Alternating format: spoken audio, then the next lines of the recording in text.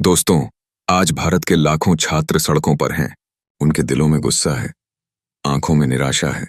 यह गुस्सा किसी एक परीक्षा की विफलता का नहीं, बल्कि एक टूटे हुए सिस्टम का है, जो उनके भविष्य के साथ खिलवाड़ कर रहा है।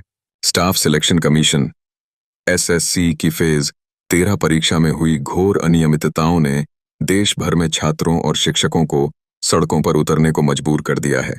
यह सिर्फ एक परीक्षा का मामला नहीं है, बल्कि यह हमारे देश की उस पूरी भर्ती प्रक्रिया पर सवाल उठाता है जिस पर लाखों युवा अपना जीवन दांव पर लगाते हैं। आज हम आपको भारत की उस कड़वी सच्चाई से रूबरू कराएंगे जहां सरकारी नौकरी का सपना एक दुस्वप्न में बदल रहा है।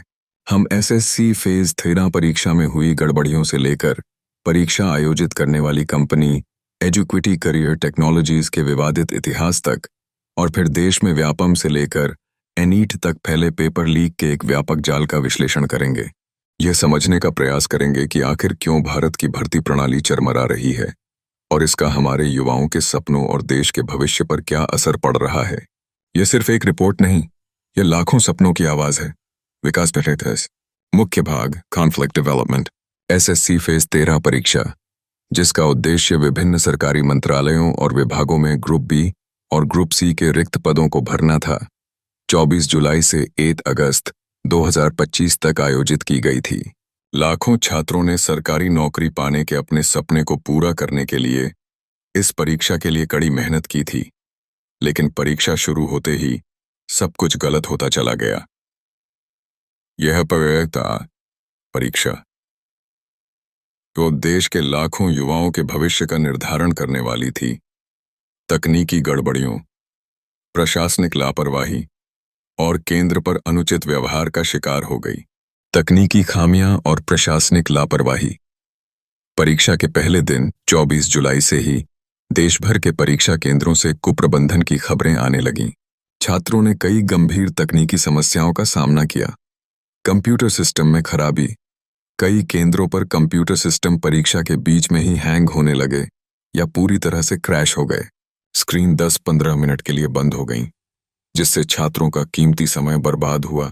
सोचिए, एक प्रतियोगी परीक्षा में जहां हर सेकंड मायने रखता है, 10-15 मिनट का नुकसान किसी भी उम्मीदवार के लिए कितना भारी पड़ सकता है। बायोमेट्रिक सिस्टम की विफलता। कई केंद्रों पर बायोमेट्रिक सिस्टम ठीक से काम नहीं कर रहा था, जिसके कारण कई छात्र परीक्षा में बैठ ही नहीं पाए या उन्हें देर से शुरू करना पड़ा। खराब उपकरण। कुछ परीक्षा केंद्रों पर छात्रों को खराब गुणवत्ता वाले माउस दिए गए, जिस पर एक विकल्प चुनने के लिए 4-5 बार क्लिक करना पड़ता था।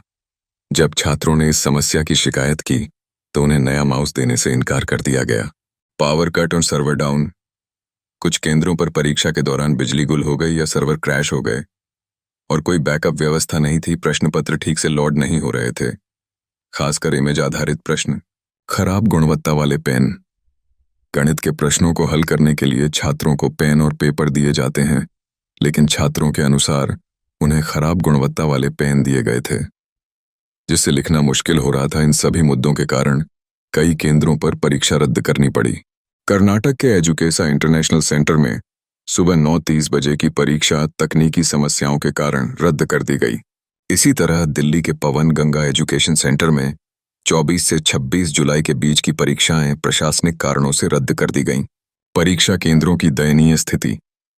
तकनीकी समस्याओं के अलावा छात्रों ने परीक्षा केंद्रों की भौतिक स्थितियों को लेकर भी गंभीर शिकायतें की। बुनियादी सुविधाओं का अभाव। कुछ केंद्रों में पंखे नहीं थे, कुर्सियां टूटी हुई थीं, कमरे छोटे थे और पीने के पानी या शौचालयों की सुविधा भी नहीं थी। असुरक्षित और दूर दराज के स्थान।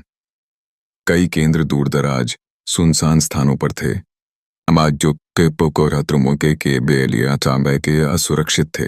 कुछ केंद्रों के भूतल पर गाय और भैंसें थीं, जबकि छात्रों को पहली मंजिल पर परीक्षा देनी थी।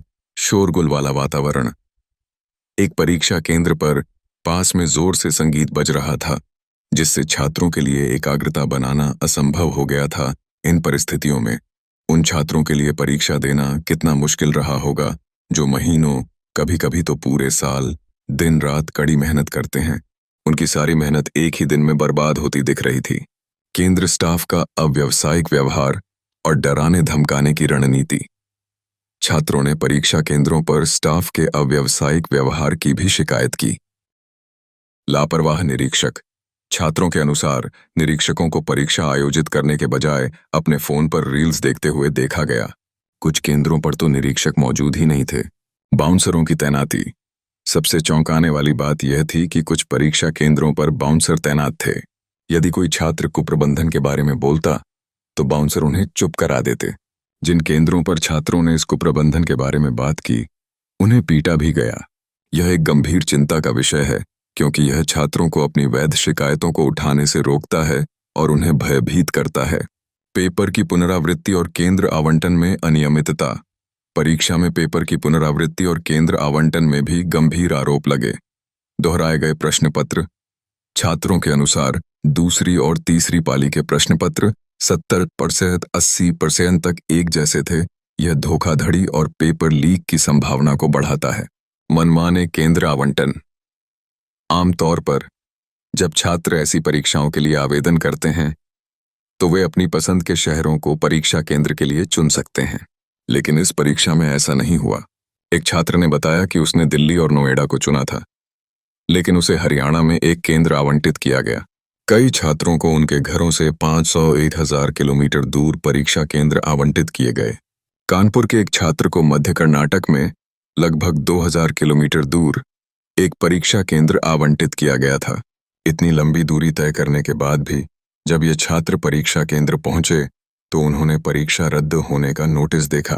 उन्हें कोई पूर्व सूचना नहीं दी गई थी। यह स्थिति छात्रों के लिए न केवल वित्तीय नुकसान का कारण बनी, बल्कि उनके मानसिक स्वास्थ्य पर भी गहरा नकारात्मक प्रभाव डाला। जिम्मेदारी किसकी? एजुकेटी करियर टेक्नोलॉजीज का काला इतिहास नरेटर। इन सभी गड़बड़ियों के बाद सबसे बड़ा सवाल यह उठता है कि आखिर इन सब के लिए जिम्मेदार कौन है? छात्र और कई विशेषज्ञ इसके लिए एजुकेटी करियर टेक्नोलॉजीज को दोषी ठहरा रहे हैं। वह कंपनी जिसे एसएससी परीक्षा आयोजित करने का अनुबंध दिया गया था।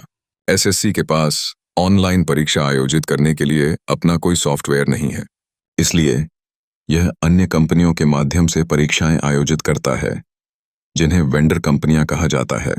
ये वेंडर कंपनियां सॉफ्टवेयर के साथ साथ बायोमेट्रिक सिस्टम और केंद्रों से संबंधित लॉजिस्टिक्स को भी संभालती हैं। प्रत्येक छात्र को परीक्षा केंद्र आवंटित करना भी वेंडर कंपनी द्वारा तय किया जाता है। हाल तक एसएससी परीक्षाओं को आयोजित करने का अनुबंध टाटा कंसल्टेंसी सर्विसेज (TCS) के पास था, लेकिन अप्रैल 2025 में यह अनुबंध एक अन्य कंपनी एजुकेटी करियर टेक्नोलॉजीज को दिया गया। एजुकेटी का विवादित ट्रैक रिकॉर्ड।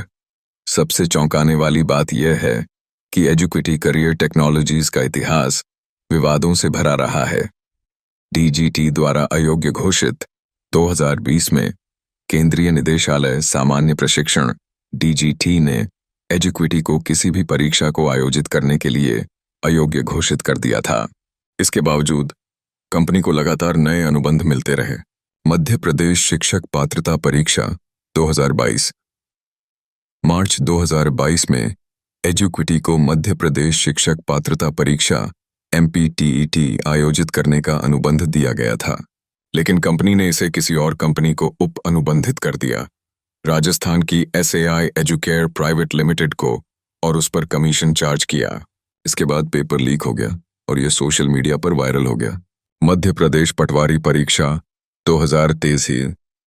एक साल बाद एजुकेटी को मध्य प्रदेश में पटवारी परीक्षा आयोजित करने का एक और अनुबंध दिया गया। इस परीक्षा में भी धोखाधड़ी से संबंधित शिकायतें थीं और मुख्यमंत्री शिवराज सिंह चौहान ने नियुक्तियों को रोक दिया और एक जांच स्थापित की। मध्य प्रदेश कर्मचारी चयन बोर्ड, दिसंबर 2023।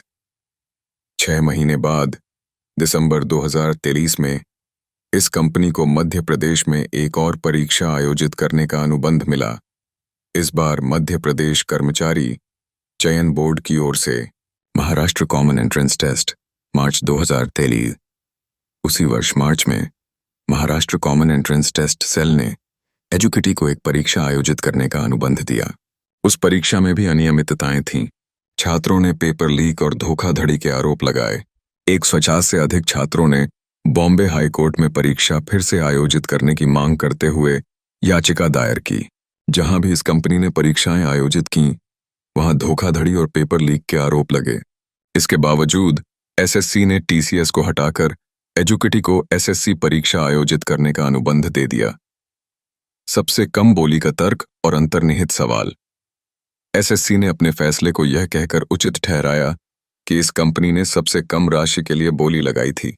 एजुकेटी ने कथित तौर पर प्रति छात्र RS 220 की दर से एसएससी अनुबंध हासिल किया, जो टीसीएस जैसी प्रतिस्पर्धी कंपनियों की RS 315 की दर से काफी कम था। यह आर्थिक दृष्टिकोण अधिकारियों को आकर्षक लग सकता था, लेकिन यह महत्वपूर्ण सरकारी भर्ती परीक्षाओं में गुणवत्ता से समझौता करने के बारे में गंभीर चिंताएं पैदा करता है। आलोचकों का तर्क है कि अनुभव और विश्वसनीयता के बजाय केवल लागत के आधार पर अनुबंध देना परीक्षा की अखंडता को खतरे में डालता है।